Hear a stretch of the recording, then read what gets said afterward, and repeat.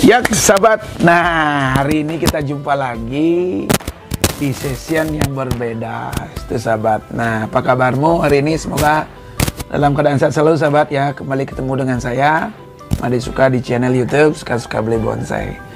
Hari ini kita melakukan diskusi sahabat. Nah diskusi di sini dihadir rekan kita nih ada ya berkaitan dengan bonsai temanya ya. Entah nanti apa percakapannya yang ditanyakan oleh rekan-rekan, sahabat bisa simak seperti apa dan bagaimana sahabatku ya.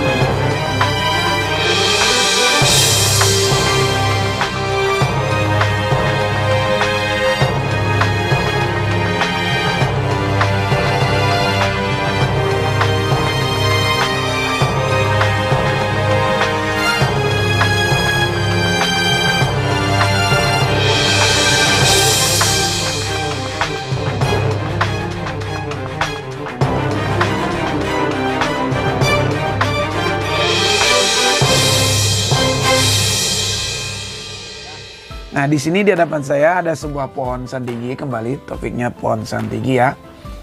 Ini ada beberapa yang kita potong, gimana sahabat bisa perhatikan. Ini inti poinnya pembelajaran lebih mendalam. Karena tujuan kita ke depannya kita merawat, memelihara pohon biar bermanfaat. Artinya mempunyai nilai ekonomis yang tinggi sahabat.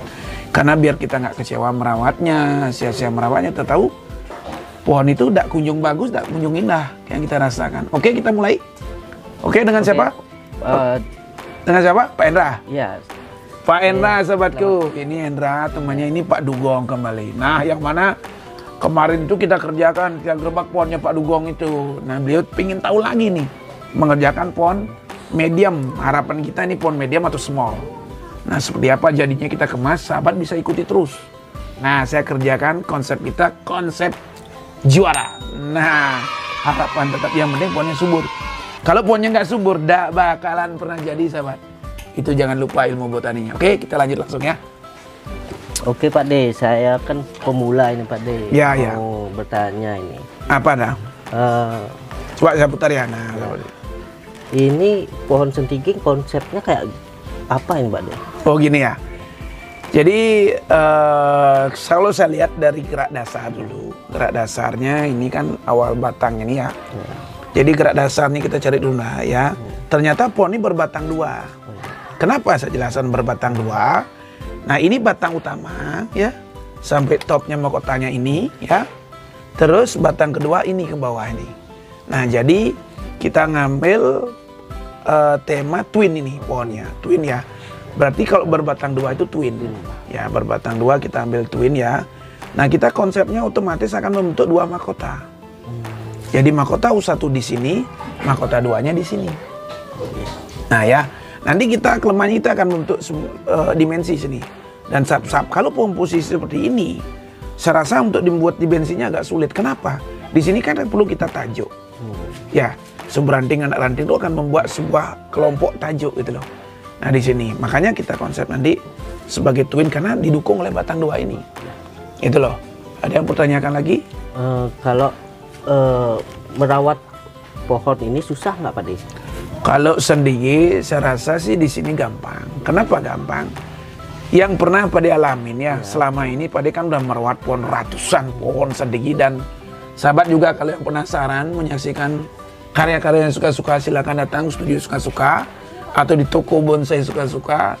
Nah di sana ada beberapa pohon ya, bukan berapa ratusan pohon ya, yang saya konsep seperti apa di sana, dan sudah beberapa pohon sudah menjuarai. Teman-teman bisa saksikan langsung, lihat langsung bagaimana prakteknya.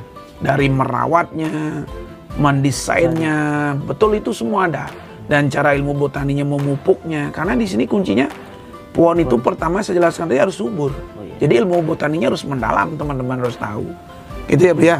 Nah, di sini kalau pohon ini yang ditanyakan oleh Hendra tadi, menurut saya sangat gampang.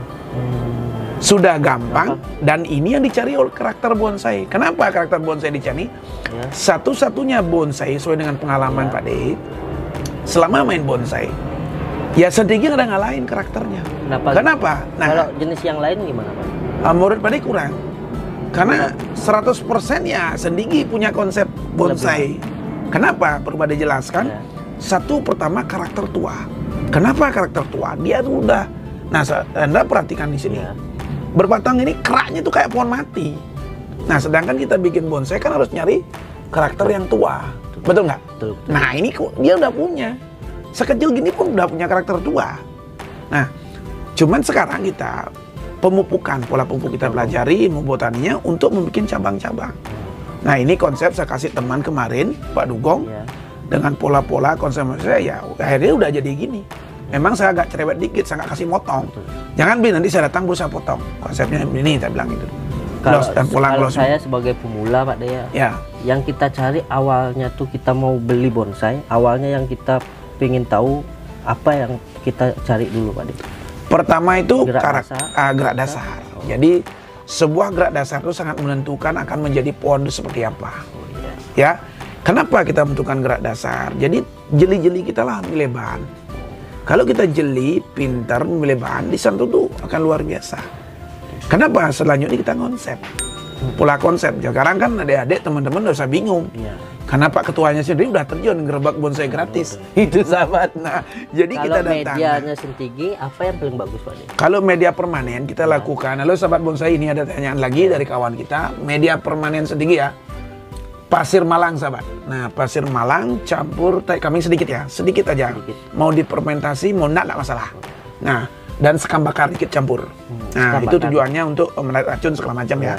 Nah, dan terakhir itu pupuk asmokot atau dekastar. Itu saja. Nah, kenapa itu dilakukan? Karena itu sudah kita lakukan.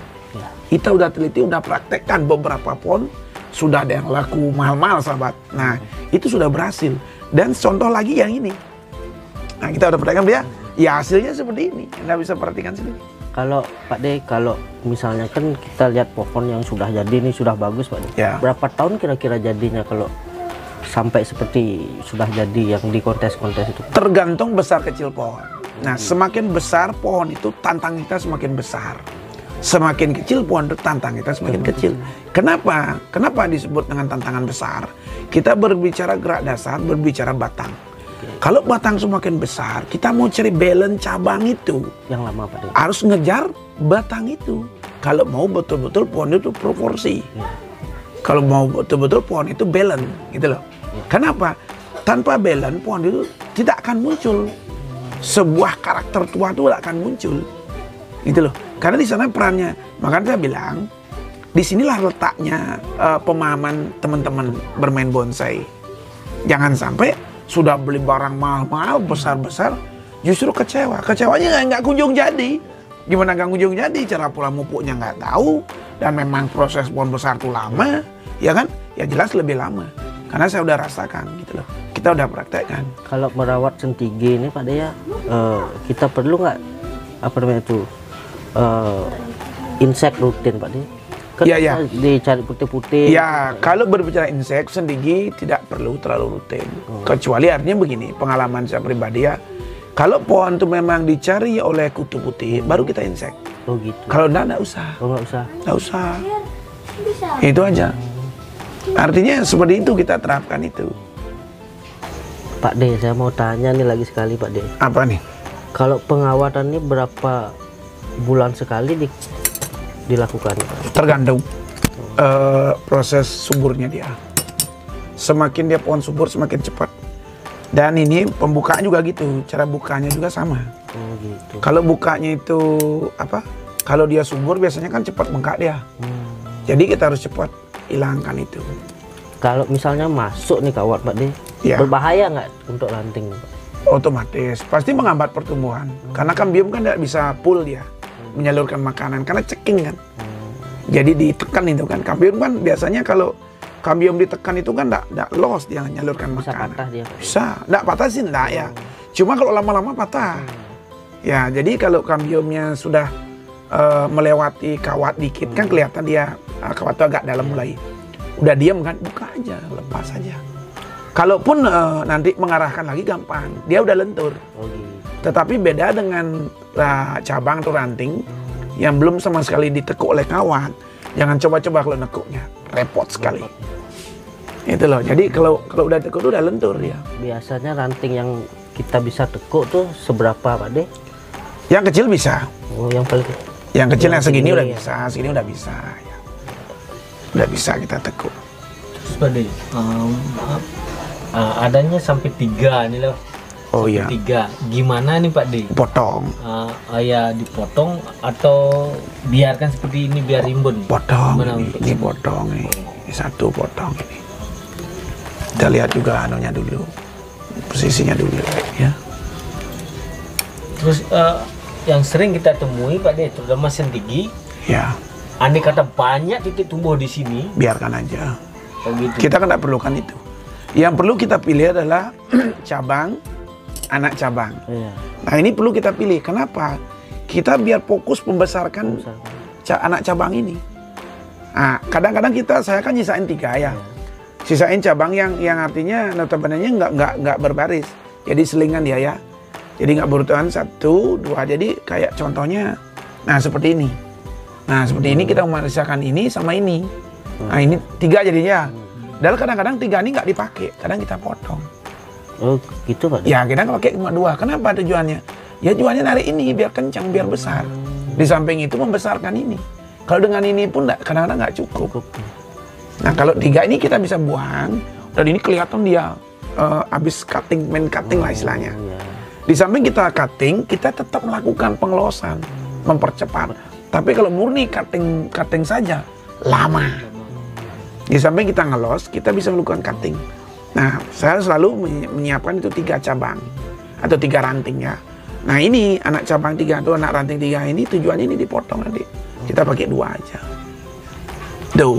Nah, idenya juga kita wiring. Kadang-kadang kan tidak wiring full ya. Kenapa kadang-kadang cabut seperti ini? Ya tujuannya biar ini full dapat sinar matahari untuk membesarkan ini. Ini kan matahari juga membantu melakukan. Berarti pohon ini harus full kena matahari Pak? Full sekali. Karena memang sendiri habitatnya full dia, ya, full sekali habitatnya. Nah boleh.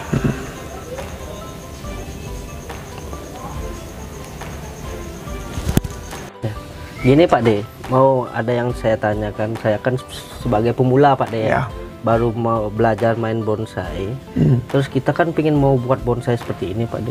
Berapa cabang yang harus kita pilih ini Pak De? Nah kalau memilih cabang itu tergantung lihat gerak dasar pohonnya atau memposisikan itu seperti apa. Kalau kita nggak melihat pohonnya, kadang kita bingung menentukan berapa cabang. Kalau begini, nah kita tempatnya lu banyak cabang dulu, nggak masalah. Artinya nggak begitu banyak ya, kita pilih aja. Kayak ini kan twinnya. 1 batang udah jelas kita los.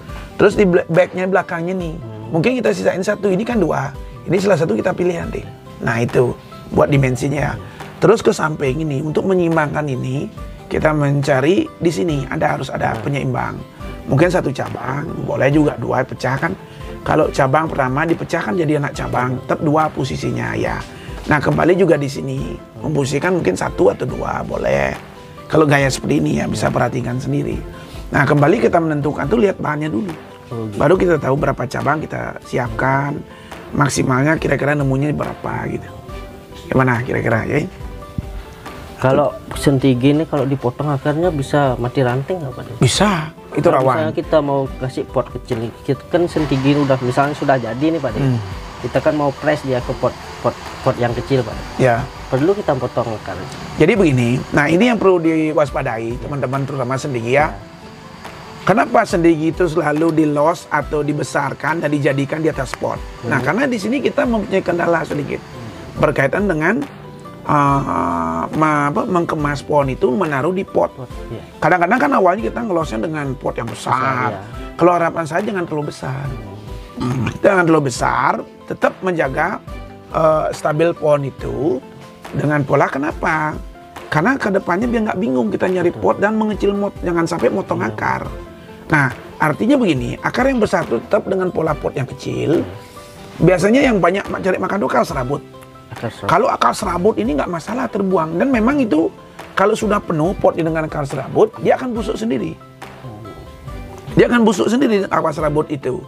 Nah, makanya rutinnya kita melakukan pergantian media tiap 6 bulan sekali. Tujuannya menyelamatkan akar itu. Jangan sampai pohon udah jadi, saat kita pindahkan ke pot, pot yang kita pingini, pot tiap kontes.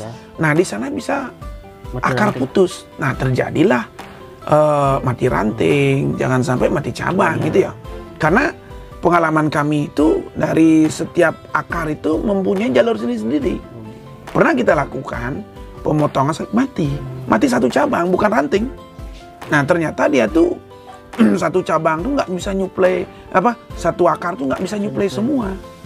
Nah, itu pentingnya. Kalau Makanya ini kan kayak pohonnya Pak Dugong ini, ya, Pak De. Ini kan sudah 2 pot nih. Apalagi potnya kan sudah besar sekali. Akarnya sudah masuk ke potnya lagi. Benar, di sini tantangannya. Jadi akar serabutnya kita hilangkan. Segera mungkin kita ganti ini. Dan kita pakai pot yang kecil. Karena riskan nanti kalau mencabut ini, kalau putus akar mati cabang. Mati ranting masih syukur, kalau mati cabang. Jadi proses kita selama ini merawatnya jadi sia-sia. Alias sami mawon. Tidak ada arti gitu loh. Pak nih, ini kan saya pemula, pengen beli pohon seperti ini. Cara perawatannya tadi Pak De sudah jelaskan. Ya. Terus apa namanya tuh, rugi nggak kita beli bermain bonsai Pak De? Enggak. Sepengalaman Pak De lagi, kalau sepanjang konsepnya jelas, ya, kenapa kita berbicara konsep jelas? Lebih banyak sharing lah, mencari konsep yang jelas tuh ke teman-teman senior yang lebih tahu ya, lebih paham. Terutama bila perlu senior-senior yang sudah mempunyai prestasi gitu loh. Jadi nggak rugi. Kenapa rugi? Pak De udah ngalamin sendiri. Pak De pun memelihara pohon bukan berbicara 10-20 pohon, kita udah ratusan pohon gitu loh. Dan ini pohon pun ada di studio. Jadi Indra kalau mau, Dek bisa lihat di sana seperti apa. Jangan kita hanya menyerap informasi dan cerita saja. Kita betul-betul perhatikan secara detail, berapa sangat paham gitu loh. Nah, itu penting sekali. Jadi nggak rugi. Jadi kita berinvestasi di pohon. Tetapi pengalaman pada sendiri, kalau asal beli, nah ini yang repot. Kalau asal beli itu sahabat, biasanya kan teman-teman asal beli pohon asal senang katanya. Menurut saya itu kurang pas. Kenapa kurang pas? Jadi begini, kalau asal beli, nah contohlah, lebih baik pelihara pohon 10 yang bagus daripada pohon 100 yang tidak jelas. Kenapa? Kita kan butuh perawatan di sana. Media, habis itu pupuk, dan penanganan perawatan. Nah, ini mahal biayanya. Dan hasilnya belum tentu maksimal. Tetapi kalau teman-teman adik-adik dari awal punya konsep memilih atau artinya sortir bahan dengan senior-senior, 10 pun bisa mengalahkan 100 itu. Karena satu pohon kita bisa jual 50-100 juta, bisa lebih. Nah, yang penting konsepnya benar gitu loh. Benar nggak? Nah, apalagi ada saya, YouTuber suka-suka kan siap membantu gerobak gratis. Artinya tujuannya apa? Ya biar pemain bonsai ini banyak. Gitu loh. Mulai besok deh saya coba akan mulai besok ya? Beli. Woi sahabat nih, saudara di saya. Mulai besok kalian semangat beli bahan seleksi ya. Ayo Pak Dugong, apa yang ditanyakan? Pengalaman triknya. Dulu gimana ceritanya? Kok bisa ini? Bisa cerita dikit. Meraba-raba main bonsai. Intinya dapat ilmunya dari mana sekarang ini belajarnya? Ceritakan dikit lah. Dari apa yang dulu kita Ayo. Sekedar apa? Ya penghobi. Setelah penghobi lama mandek, terus lagi apa kepingin gitu lah. Setelah kita apa lihat YouTuber, lihat pengalaman pada suka gitu loh, dan pemahaman tentang bonsai lebih mendalam gitu, sehingga apa kita sangat-sangat mencintai lagi dan ingin menjadikan suatu bonsai ini hal yang hobi yang apa lebih detail, seperti setelah saya ini saya isi tanggal Ya. dan tahun dari pembelian. Ya, Jadi ya. 2 tahun pohon ini. 2 tahun ya. Ini apa? Saya banyak belajar dari Pak D. Karena lebih biar kita tahu berapa tahun Proses ini pohon itu. prosesnya gitu. Makanya saya isi tahun Wih, pembelian. luar biasa. Sekarang mulai detail nih. Mulai nih ikut ilmu saya nih sahabat. Nah, ini 2 tahun udah kelihatan kan hasilnya kan? 2 tahun. Ah, jadi 2018. sabar. Beliau dulu, saya yakin beliau ini seorang sabar. Kenapa? Cuma tidak memahami konsep. Jadi ini asal potong, bahwa ini potong nggak jadi. Asal pelintir lagi, dipelintir kanan, pelintir kiri. Akhirnya pohon itu terjadi keretakan. Nah, terjadi keretakan batang, itu akan menghambat sekali proses pembesaran atau penyuburan. Nah itu, intinya sabar. Memang sabar tuh, sabar dan paham. Itu yang paling kuncinya. Dan yang paling penting, pemahamin tentang botaninya. Dan satu lagi Pak D. Kenapa? Pengalaman saya, senior kita Pak Win ya, saya dikenal dengan dua daun. Artinya tidak pernah saya punya bonsai yang jangankan jadi setengah jadi pun tidak pernah saya melihat pohon saya seperti ini. Ya. Karena apa? Sering saya potong 2 daun sehingga tidak jadi gitu loh Pak D. Wah ini. Sehingga bos kita Pak Win mengatakan saya ini loh Pak Dugong yang terkenal dengan 2 daun. Bonsai ini tidak pernah jadi. Iya. Nah itu luar biasa sahabat. Jadi konsepnya jelas, oke. Ada yang pertanyakan lagi atau kita kerjakan ya, praktek ya? Ya, coba dikerjakan. Oke sahabat, kita praktekkan dikit. Ini udah kita pola sebenarnya dan diletuskan oleh Pak Dugong, udah mulai belajar bisa ya. Nah kita praktekkan mana-mana yang perlu kita potong, mana kita arahkan. Dan di mana kita fungsikan dia terkesan meliuk. Jangan terkesan kaku atau lurus. Sahabat bisa perhatikan. Kita mulai aja ya, perhatikan ya.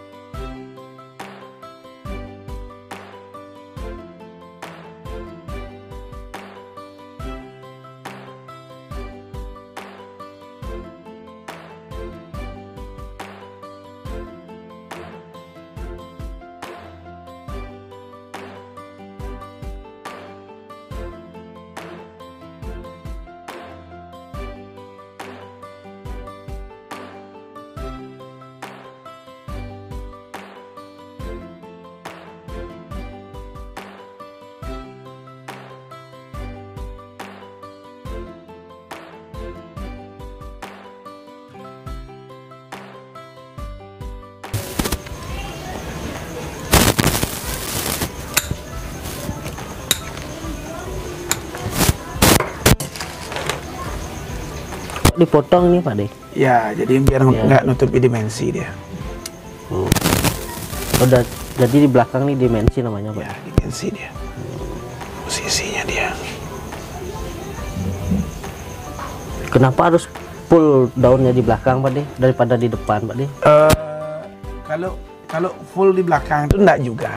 Tetap kita bikin sebuah pola. Pola itu dibilang rapat, enggak dibilang enggak rapat. Gitu karena kalau di sini dikosongkan mencerminkan adalah mukanya.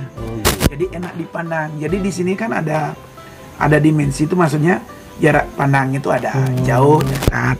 Kalau pandangnya di sini full juga sama dengan ini, jarak pandang kan tidak ada. Artinya melintang di mata itu melihat.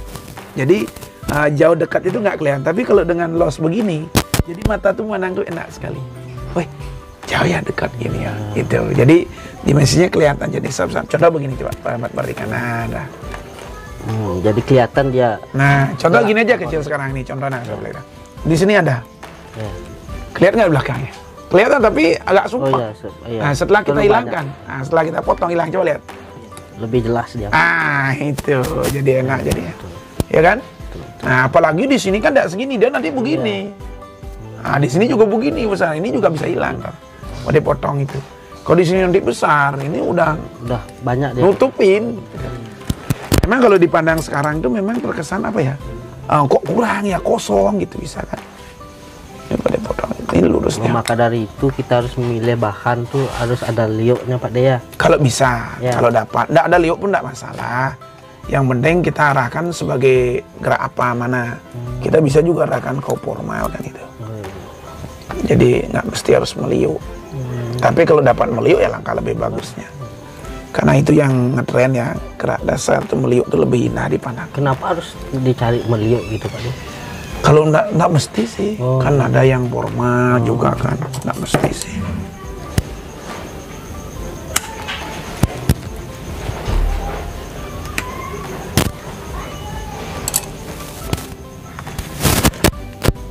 Nah, sekarang coba perhatikan, enak nggak dipandang nih? Iya.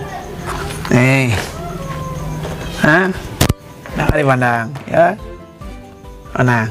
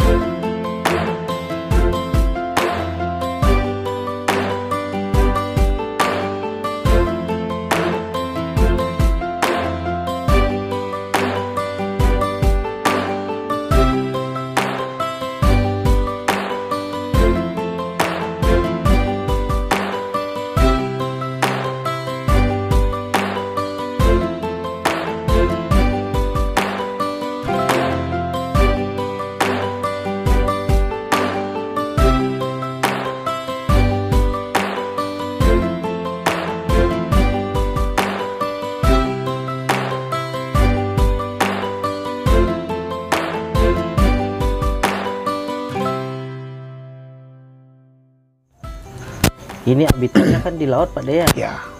Perlu nggak kita siram pakai air laut Pak De? Kalau pinggir laut, nggak usah siram, semprot aja.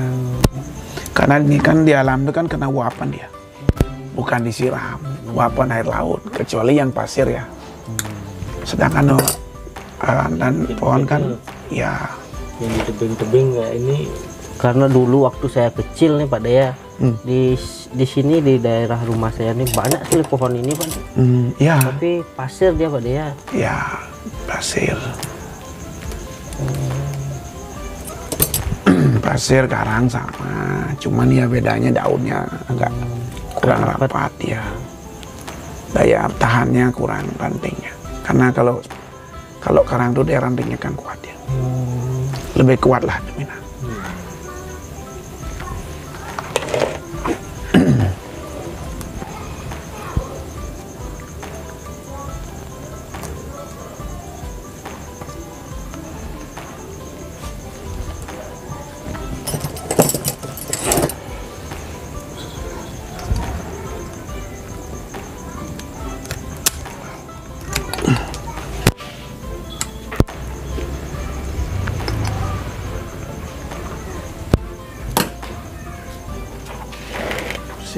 Oh.